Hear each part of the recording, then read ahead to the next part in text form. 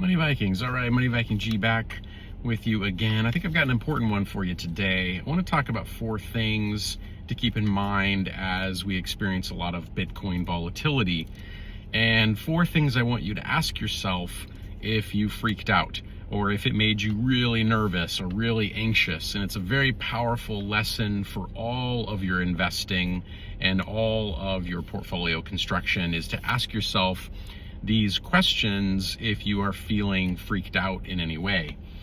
Because we have seen a lot of volatility with Bitcoin. It was almost up to 125. I think it came back down to 110, which is, in the grand scheme of things, amazing, when years ago it was like 15,000 a coin, and now we're all excited when it's at 110.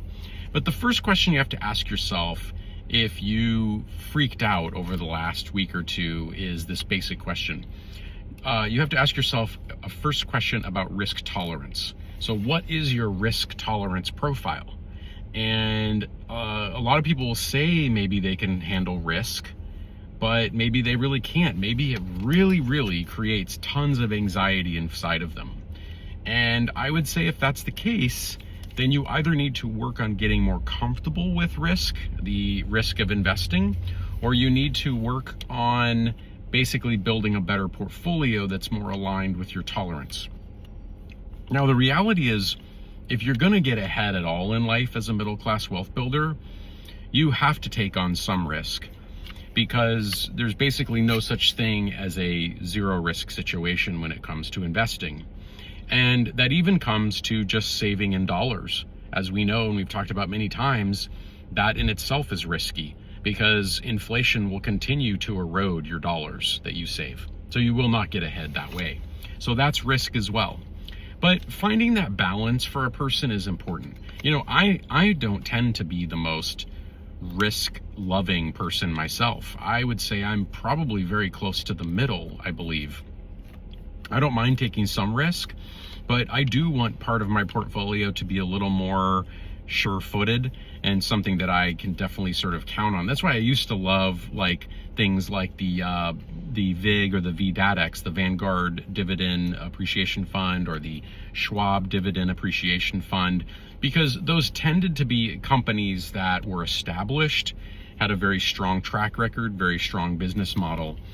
And when that is the case, they typically can withstand the pressures of the economy, changing winds, and they have shown the test of time. They've proven the test of time. Okay? That's the first question. The second question is related, and these are all kind of related. What is Bitcoin's placement in your portfolio? Because as you know, if you watch this channel, I'm not a 100% Bitcoin maxi. I don't want to have 100% of assets in there and have all of that suddenly drop one week and then just skyrocket the next, which could happen. We're probably on the verge of it going up again a lot. But that volatility is a little much for my stomach to take. It's a little too wild of a roller coaster ride for me. So I have to ask myself, what is that percentage in the portfolio? Is it 5? Is it 10? Is it 15? If you're someone that can't take a lot of volatility, although I'll add, Bitcoin does seem to be decreasing in volatility over time, and that's the theory. But if you are someone that cannot withstand volatility, you're probably going to want to be closer to the lower end of that in terms of your addition of crypto and Bitcoin. You're going to want to be more in the 5% range. Now, if you can take some volatility, you're comfortable with it, you know, I'd say be more in the 15% range. So you got to ask yourself about the placement of Bitcoin in your overall portfolio. Number 3, Bitcoin, like all investing, like all having a portfolio of assets, you've really got to get beyond, in my mind, the week-to-week, day-to-day type of thing. If you're checking it every day, if you're checking it every week, that's probably not the healthiest place to be. We should be thinking about things in years, or at least months and years, not thinking about things within days and weeks. Investing usually doesn't work out that well when that's the thought process.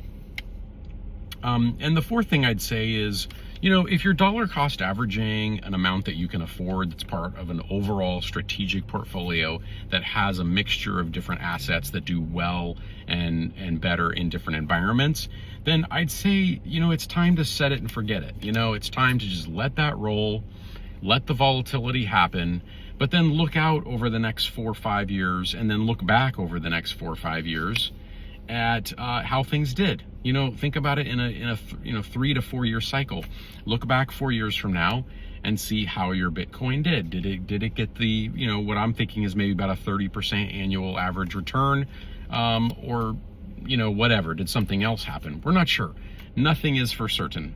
We just know that we have to try to build strategic portfolios in order to build middle class wealth. So those are just some questions I would ask myself if I was having a real hard time and struggling with the current volatility. I would reassess my exposure. Maybe I dollar cost average a little differently. Or maybe I just realized I sort of passed a test and I'm like okay with it, and I could handle the volatility. I'm looking long term. Yeah, it went up, then it went down. Probably going to go up again at some point. It tends to happen. All right, folks, thanks for watching. See you in the next one.